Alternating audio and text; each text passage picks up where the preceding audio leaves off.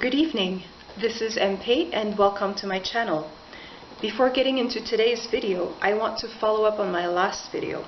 I have been feeling much better since about early July. I took and I'm still taking some time for myself. I've been working a bit less and it has been tremendously helpful to my well-being. I still have grief brain, as I call it, where finding words, concentrating and thinking is made more difficult, hence why I'm reading more from my notes today.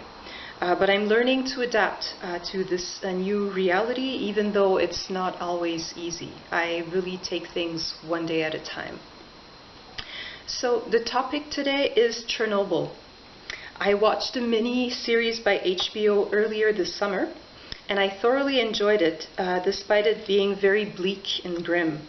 I thought it would negatively affect me, actually. For example, I had to stop watching The Handmaid's Tale a few years ago after only 3 episodes, as it depressed me way too much, but it didn't have such a negative effect on me this time.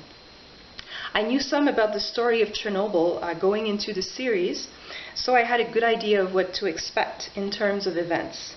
I enjoyed the actors' work on the show, and mostly I was equally horrified and fascinated by the party's resistance to that all was well and good, despite the evidence saying otherwise. As soon as the show was over, however, I wanted to read about the differences between the events and their fictionalized retelling. I found some articles which listed some of those differences, as well as what the show got wrong regarding nuclear physics. I will link these down below. Then I looked up books on Chernobyl and placed 3 holds at my local library. The first hold that came through was Adam Higginbotham's Midnight in Chernobyl, and I found his book to be quite a compelling read. I could hardly set it down. I think I started it on a Friday and I finished it on the Monday. His book gives loads of factual information in an engaging way. It feels more like a personal retelling of the events than a factual book. The second book I borrowed was Chernobyl, The History of a Nuclear Catastrophe by Serhiy Plokhy. He's an authority on Eastern Europe, a professor of Ukrainian history and director of the Ukrainian Research Institute at Harvard University. And despite having just read Midnight in Chernobyl, I found his book to be equally compelling. Both works follow more or less the same narrative. There's some background information on the USSR's nuclear program. Then it goes on to talk about the night of the events, the firefighters' intervention, the radiation sickness, the reaction from the world outside the USSR, the liquidators coming in, the containment efforts, the trial, etc. So it follows more or less the same order in both books. Some of the sources mentioned are the same in both works. And the fact that they also use different sources gives more depth to the story and to the events.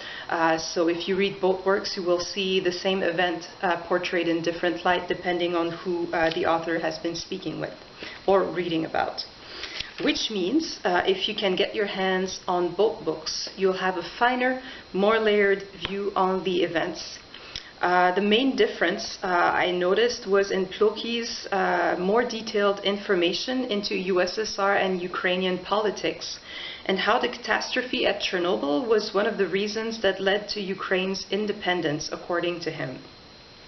The other main difference was Higginbotham's chapter on the elephant's foot, which is a large mass of corium that was discovered in December 1986, which is not mentioned in Plokhy's work.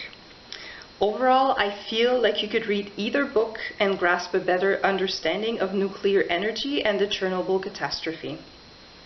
Here I must point out that I have 0 knowledge in nuclear physics, yet I was able in both works to follow the writer's explanations on the subject.